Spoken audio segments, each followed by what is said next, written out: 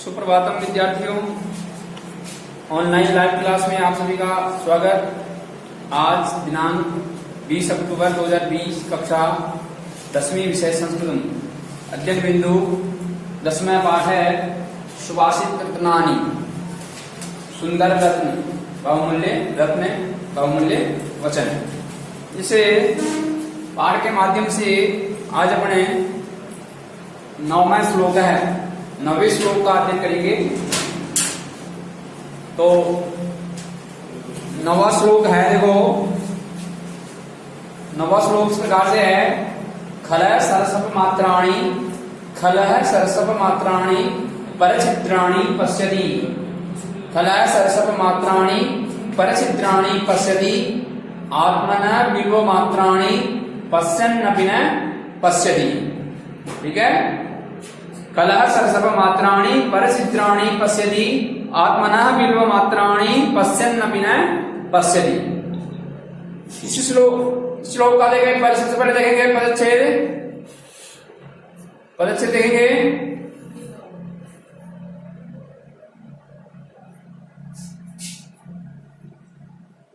हाँ, पदच्छेद इसका एक तो यहाँ पे परचित्राणि का संधि विच्छेद पर प्लस चित्राणि, पर प्लस चित्राणि, ये संधि विच्छेद हो जाएगा। परचित्राणि का संधि विच्छेद होगा पर प्लस चित्राणि। ठीक है, तो इसमें कौन सी संधि होगी? पर प्लस चित्राणि, यहां पे होगी तुकागम संधि। तुकागम संधि होगी। तुकागम संधि में क्या होता है, दोनों पदों के बीच में पहले पद के बाद में यदि 6 वर्ण आता है, 6 वर्ण मतलब 6, 1 2 3 4 5 6 नहीं, 6 से 6 पहले पद के अंत में, पहले पद के बाद में 6 वर्ण 6 वर्ण आए तो इसमें बीच में क्या हो जाएगा? तुक का आगम हो जाएगा। तुक का आगम हो जाएगा। तुक का बचेगा त और तय का हो जाएगा च।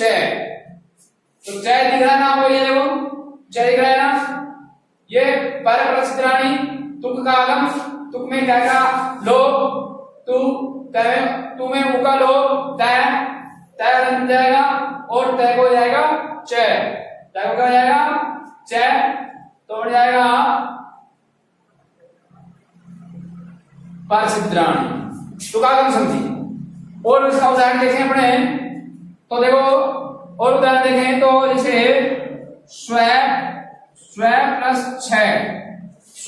6, यहाँ पे तुकागम संधि हो जाएगी, तय हो जाएगा, तय का च हो जाएगा, तो बन जाएगा स्वच्छ। ठीक है, और देखें उदाहरण है तो पद प्लस छेद, पद और छेद 6 वर्ण आ रहा है, पद के बाद में 6 वर्ण आ रहा है, इधर स्व के बाद में 6 वर्ण आ रहा था, तुक आगम हो जाएगा, तुक का आगम हो जाएगा, तुक में तय हो जाएगा, तय को च हो जाएगा, पदच्छेद बन जाएगा।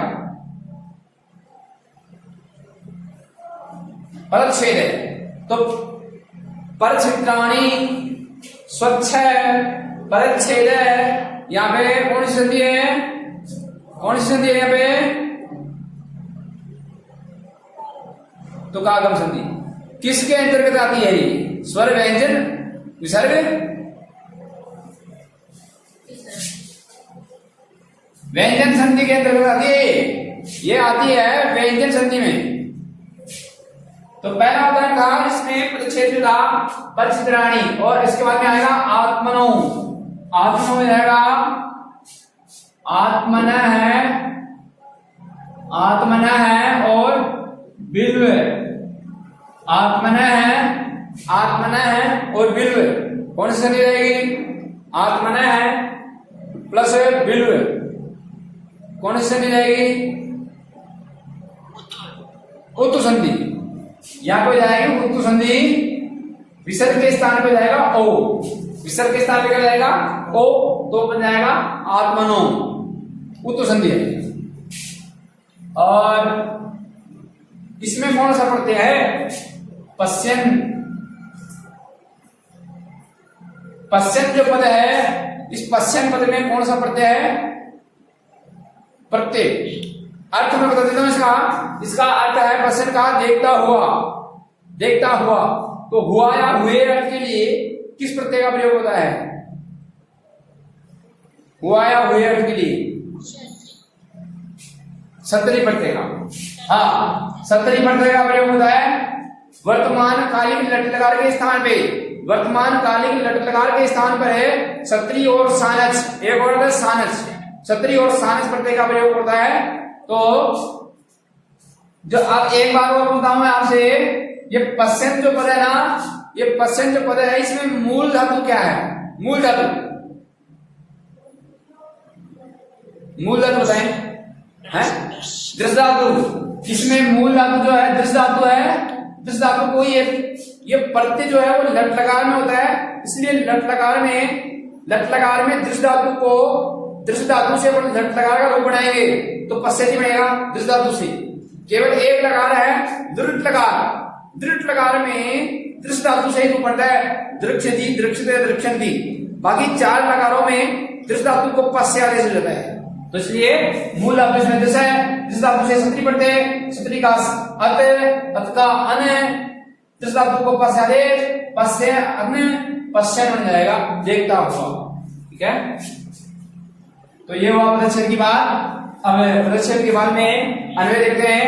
अन्वय भाई सीधा ही है, ये लिखा है वो अन्वय नहीं है, वो तो हिंदी अनुवाद है। अन्वय में कोई भेद नहीं है। खलय सरसव मात्राणी, खलय सरसव मात्राणी परिसिद्राणी पश्यति आत्मनः विलो मात्राणी पश्यन् अपि न पश्यति, पश्यन् अपि न पश्यति।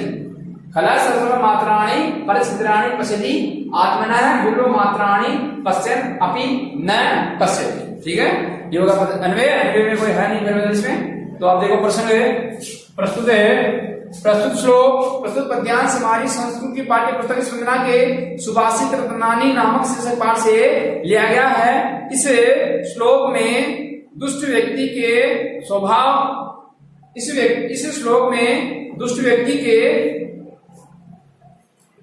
इस श्लोक में दुष्ट व्यक्ति के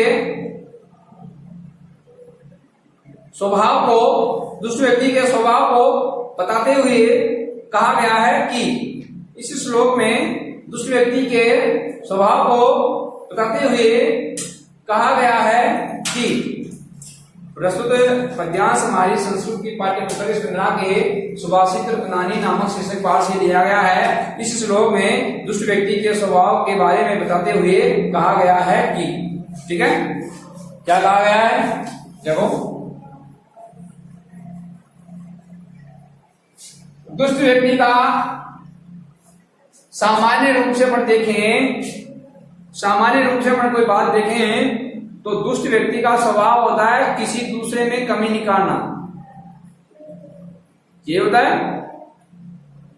दुष्ट व्यक्ति, अनपढ़ व्यक्ति, अज्ञानी व्यक्ति जो होता है उसका स्वभाव होता है कि वह दूसरों में कमी निकालता है, कमी देखता है, दोष निकालता है उसमें। चाहे उसमें खुद में स्वयं में 1000 दोष हो, 1000 अवगुण हो, लेकिन वह अपने गुणों को तो अनदेखा, अवगुणों को तो अनदेखा कर देता है और दूसरों में कमी निकालता है। ये दुष्ट व्यक्ति का स्वभाव होता है। तो कहा खला है, खला मतलब दुष्ट व्यक्ति, खला दुष्ट व्यक्ति सरसप मात्राणी, सरसप का अर्थ है सरसों। आप सब जानते हैं सरसों, ऐसा कोई नहीं है जो सरसों नहीं जानता हो। सरसों सब जानते हैं। सरसों का बीज कितना बड़ा होता है? सरसों का बीज कितना बड़ा होता है?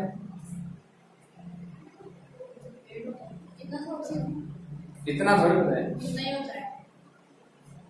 इतना तो बहुत होता है भाई। उसको जैसे मान लो सरसों का बीज यदि अपन खड़े हैं और अपने से गिर जाए तो वो आसानी से नहीं दिखता है भाई, नीचे बीज भी पड़ा है, इतना छोटा होता है, बहुत छोटा होता है।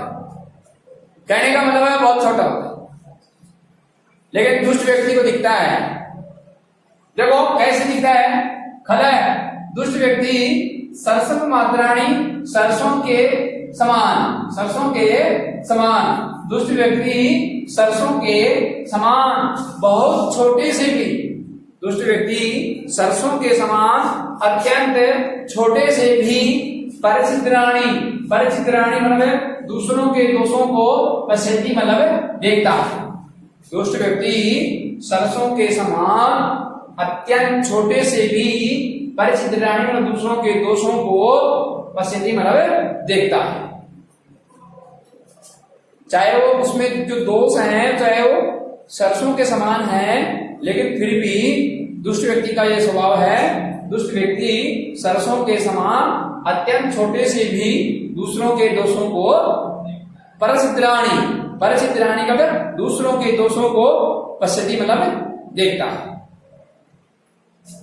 और आत्मने, आत्मने मतलब अपने, आत्मने मतलब अपने, बिलो मात्राणी, बिलो मात्राणी का बील के फल के समान, बिलो मात्राणी अपने बील के फल के समान, बिलो मात्राणी बील के फल के समान,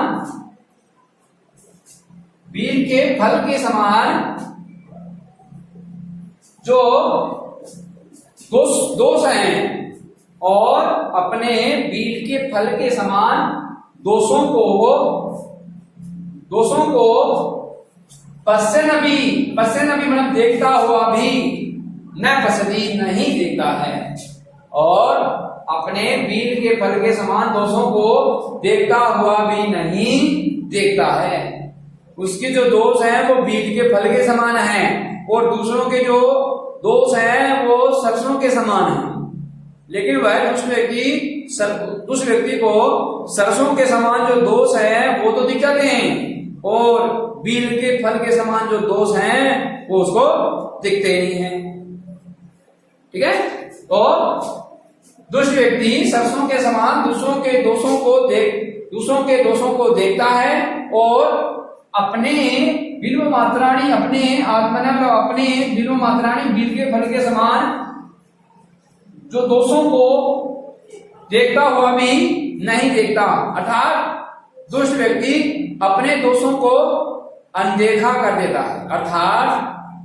अर्थात दुष्ट व्यक्ति अपने दोषों को अनदेखा कर देता है, अर्थात दुष्ट व्यक्ति अपने दोषों को अनदेखा कर देता है।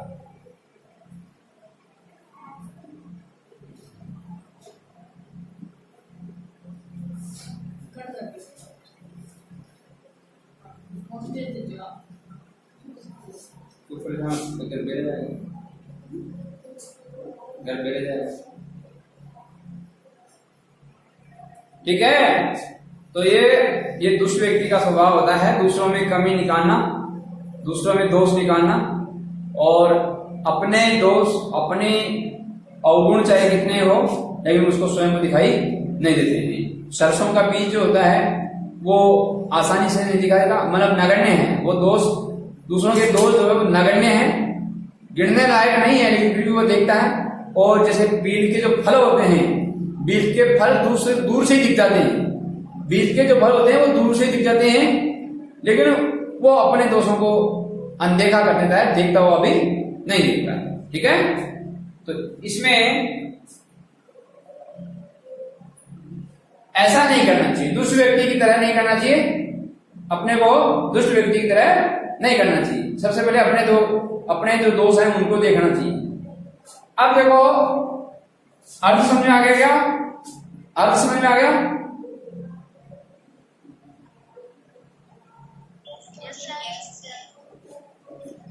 विशेष, विशेष में लिखेंगे इस श्लोक में कवि ने कहा है, इस श्लोक में कवि ने कहा है कि दुष्ट व्यक्ति अपने बहुत से दोषों को नहीं देखता है, अपने बहुत से दोषों को नहीं देखता है, बल्कि दूसरों के अत्यल्प दोषों को देखता है, ढूंढता है। बल्कि दूसरों के अत्यल्प, अत्यल्प का मतलब बहुत कम, अत्यल्प का अर्थ है बहुत कम दोषों को देखता है। ठीक है, दोषों के अत्यल्प दोषों को देखता है। और उसमें एक विशेष में दिया जाएगा, दूसरे में जाएगा पद्य की भाषा सरल सरस और मधुर है।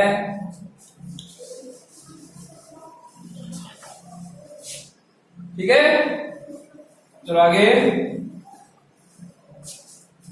10वां श्लोक है। 10वां श्लोक है,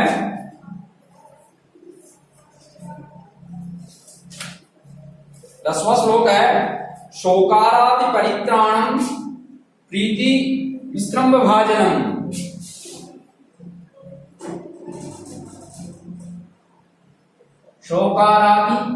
शोकारादि परित्राणम, शोकारादि परित्राणम प्रीति विस्त्रम्भ भाजनम।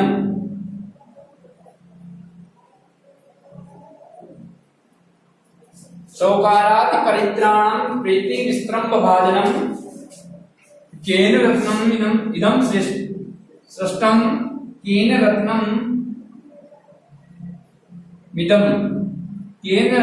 इदं सृष्टम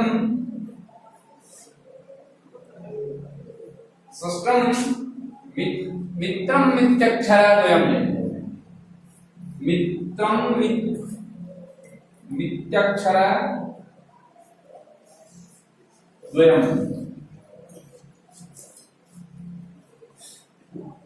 शोकारादि परित्राणम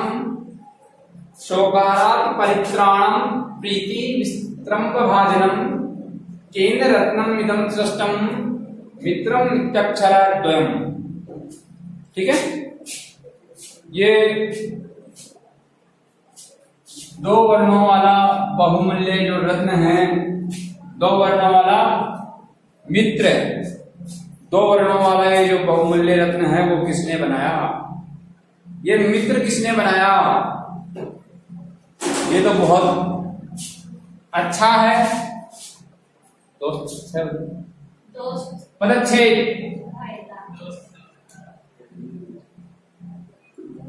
पदच्छेद देखो इस श्लोक का, शोकारादि परित्राणम प्रीति विस्रम्भ भाजनम केन रत्नम इदं। देखो संधि तो नहीं है, रत्नम और इदम, रत्नम इदम सृष्टम मित्रम इति अक्षरद्वयम्। यहां संधि नहीं है, यहां संधि नहीं है, तो फिर यहां पे कौन सी? रत्नम इदम में संधि नहीं है, मैं रंध में मिल जाएगा ई। मित्रम में मैं रंध है, मैं मिल जाएगा ई। लेकिन इति और अक्षरद्वयम्, इति अक्षरद्वयम् में कौन सी संधि है? वदन्तु विज्ञा।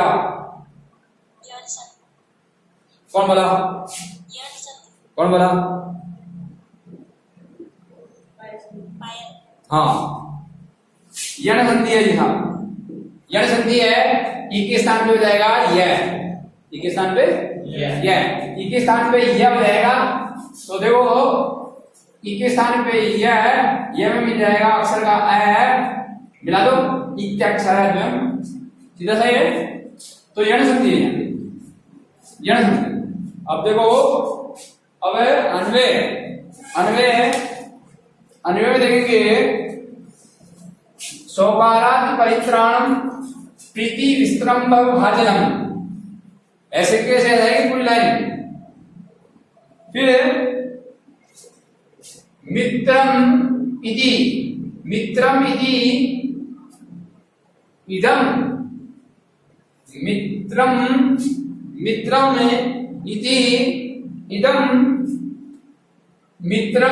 इति इदम अक्षरद्वयम् केन सृष्टम, रत्नम केन सृष्टम, अक्षरद्वयम् रत्नम केन सृष्टम। नीचे वाली लाइन में शोकाराति परित्राणम प्रीति विस्त्रम्भ भाजनम मित्रम मित्रम इति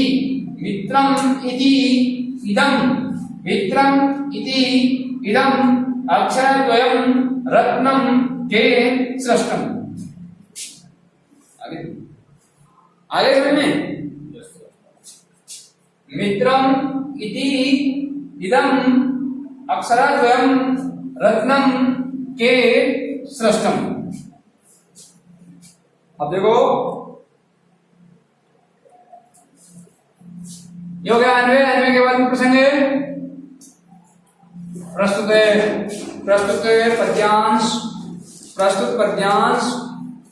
प्रस्तुत पद्यांश हमारी संस्कृत की पाठ्य पुस्तक है।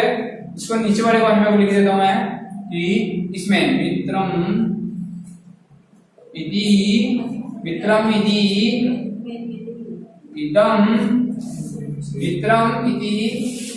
इदम अक्षरद्वयम रत्नम केन सृष्टम। नीचे वाली लाइन का अन्वय लिख दिया मैंने। नीचे वाली लाइन का अन्वय है मित्रम इति इदम अक्षरद्वयम रत्नम केन सृष्टम। केन सृष्टम प्रश्नवाचक चिन्ह। ठीक है। अब प्रश्न प्रस्तुत पद्यांश हमारी संस्कृत की पाठ्य पुस्तक है। प्रस्तुत पद्यांश हमारी संस्कृत की पाठ्य पुस्तक स्पंदना के सुभाषित रत्नानी नामक शीर्षक पाठ से लिया गया है।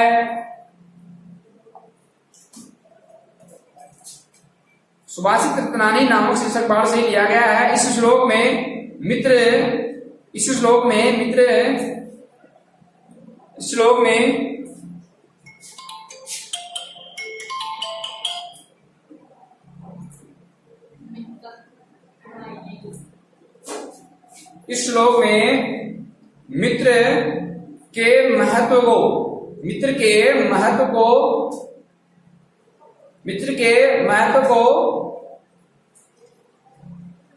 मित्र के महत्व को बताते हुए कहा गया है।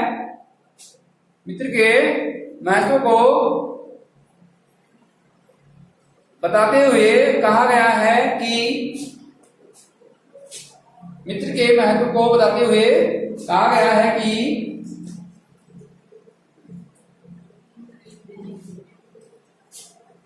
अब इन दिनों हाँ, मित्र के महत्व को बताते हुए कहा गया है कि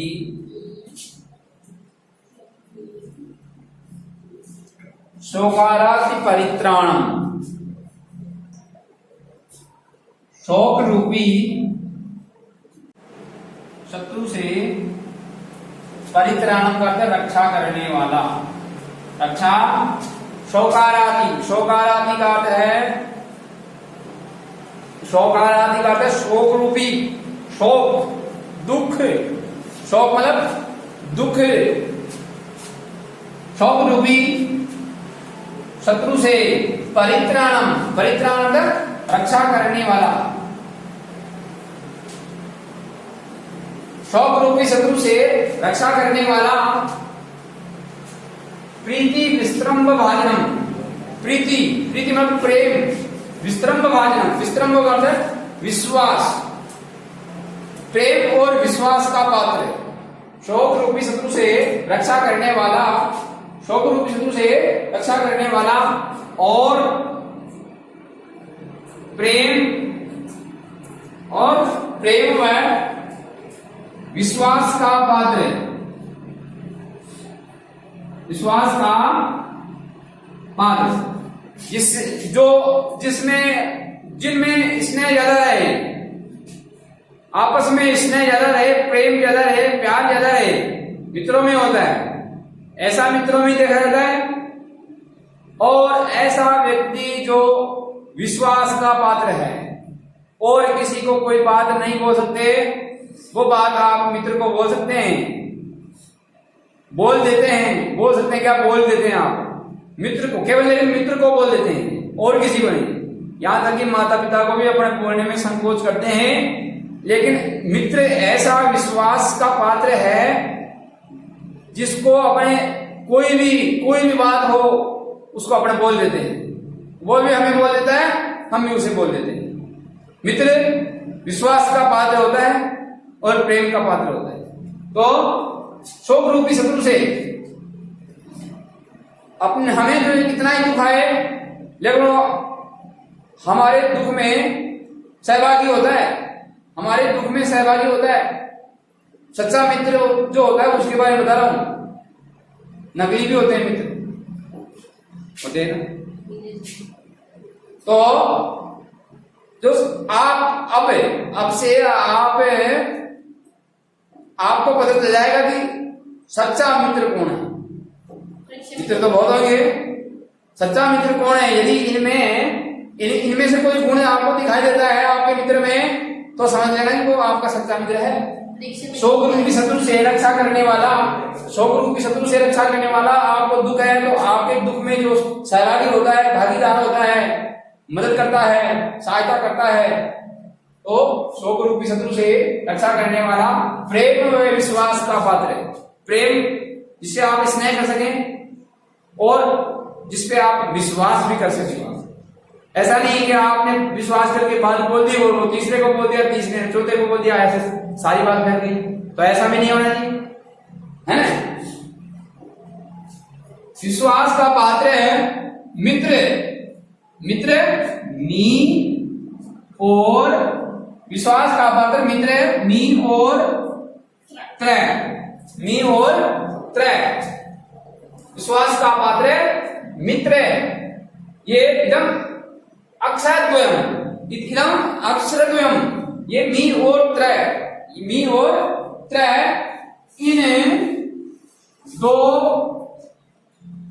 इन दो अक्षरों, इन दो अक्षरों वाले बहुमूल्य रत्न को केन सृष्टम, किसने बनाया, किसने बनाया। इसे इन दो अक्षरों वाले मित्र, इन दो अक्षरों वाले बहुमूल्य रत्न को किसने बनाया, ठीक है, किसने बनाया है, किसने बनाया है। अर्थात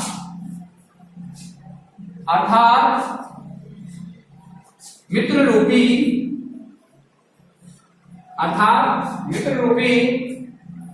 रत्न, अर्थात मित्र रूपी रत्न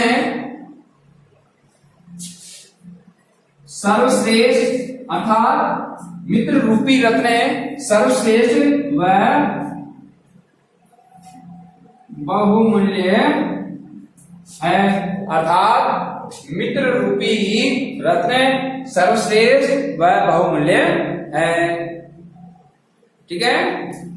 तो आज से ये भी पता चला कि भाई जो सच्चा मित्र है वो कौन है, कि जो दुख अर्थात शोक रूपी आपदा समस्या उससे अपने को क्या करता है, उससे शत्रु से अपनी रक्षा करता है। शोक रूपी शत्रु से रक्षा करने वाला प्रेम और विश्वास का पात्र मित्र, जो मी और त्रय, इन दो अक्षरों वाले बहुमूल्य रत्न को किसने बनाया। अर्थात ये जो मित्र शब्द है वो बहुमूल्य जो रत्न है वो सर्वश्रेष्ठ भी है और बहुमूल्य भी है, ठीक है।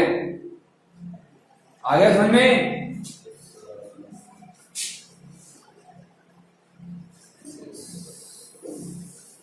अब देखो जी विशेष में लिखना है आपको,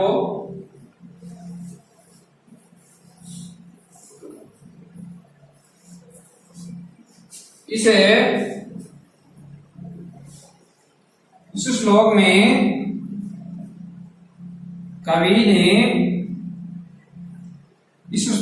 कवि ने कहा है, इस श्लोक में कवि ने कहा है कि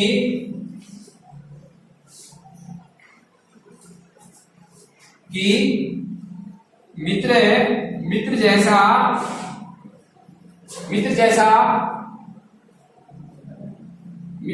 हितैषी कहा गया है कि मित्र जैसा हितैषी और प्रिय, मित्र जैसा